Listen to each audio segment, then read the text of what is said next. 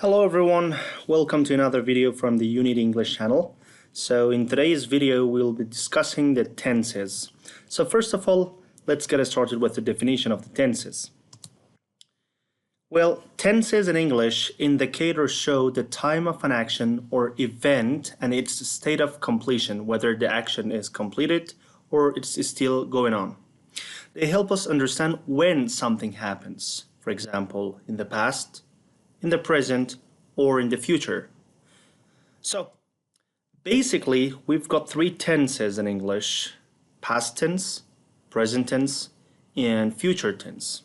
But totally we've got 12 tenses, such as simple past tense, past progressive or continuous tense, past perfect tense, past perfect progressive tense, simple present tense, present continuous tense, present perfect tense, present perfect progressive tense, and simple future tense, future continuous tense, future perfect tense, and future perfect progressive tense. So, in this video, we're going to study each one of these tenses with their definitions, their functions, their structures, and with real-life examples. So, the first tense that we're going to focus on is the simple present tense. Let's get it started. First of all, simple present tense is one of the most commonly used tenses in English. It is used to describe habits, general truths or facts, repeated actions or daily activities, and fixed arrangements or schedules. So if you'd like to make a sentence in simple present tense, you've got to follow these structures. Affirmative or positive sentence, if you would like to use it, first you use the subject, the person who does the action, then you use the base form of the verb, and if your subject is he, she, it, or third person singular, you use s or es at the end of the verbs. And then you use an object at the end of the sentence. Look at this example. She studies English every day. So in here, she is the subject. She is the person who studies. And the word studies is actually the word study. Because the subject is the third person singular, she, we changed y to I, and then we added es. English in here is an object. Every day is a time expression. So she studies English every day. It is her daily routine.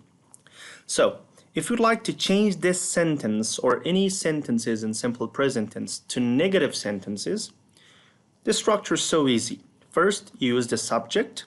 Then you use do or does as a helping verb. And because the sentence is negative, you use not. And then you use base form of the verb plus object. Remember that if the subject is he, she, it, or third person singular, when we use does, there is no need to add s or es at the end of the verbs. For example, she, because the subject is she, we use does. She does not study English. See, because we use does, we did not add s or es at the end of study.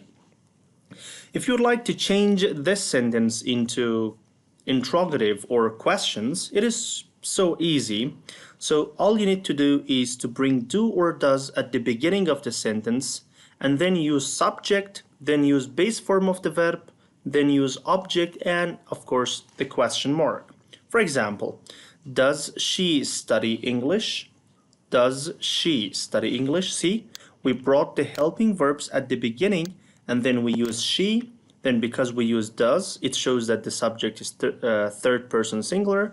There is no need to add s or es at the end of the verb. And then don't forget to put a question mark at the end. So if you'd like to learn the pronunciation, it will be like this. Does she study English? Does she study English? Remember that this is a yes-no question, so it has a rising intonation. Does she study English? Does she study English? That's it. Now, let's talk about the usages of simple present tense and how or under which circumstances we use the simple present tense. So first of all, simple present tense is used for habitual actions or daily routines, activities that we do them regularly every day. For example, I wake up at 7 a.m. every day. So this is my daily routine. I do it every day. She goes to school by bus. This is a daily routine. So something that she does every day, regularly.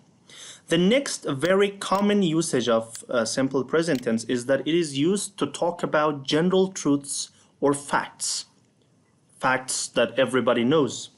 For example, the earth orbits the sun. So I think everybody nowadays know that the earth moves around the sun. So this is a general fact. Or water boils at 100 degrees of Celsius. So everybody knows that this is a fact, right? So to express the general facts or truths, we use simple present tense. And the third one, we use simple present tense for scheduled or fixed events like timetables. For example, the train leaves at 6 p.m. So you check the internet, you check the train's timetable or schedule, and then you saw that the train leaves at 6 p.m. And the next one, the school opens at 8 a.m. So that is the school's program or timetable or schedule, whatever. So to talk about scheduled or fixed events, we use simple present tense. And the next one, we use simple present tense for instructions or directions. For example, open the book and read the first page. So you're actually giving some instructions to someone. And the next one, you turn left at the traffic light. So you're giving the directions to somebody. You show them the way. So, and the last one, everybody, the last but not the least. We use simple present tense to talk about feelings, thoughts, and states. For example, she loves chocolate. So this is her feelings. I believe in hard work. This is my idea. So, and the next one, I am happy. So in here, in sentence, I am happy, we use simple present tense to talk about states. Thank you so much, everybody. Don't forget to subscribe, hit the bell icon, and if you have any questions, feel free to write your questions down in the comment below. And don't forget to support us and share the videos to your friends. Thank you. Bye-bye.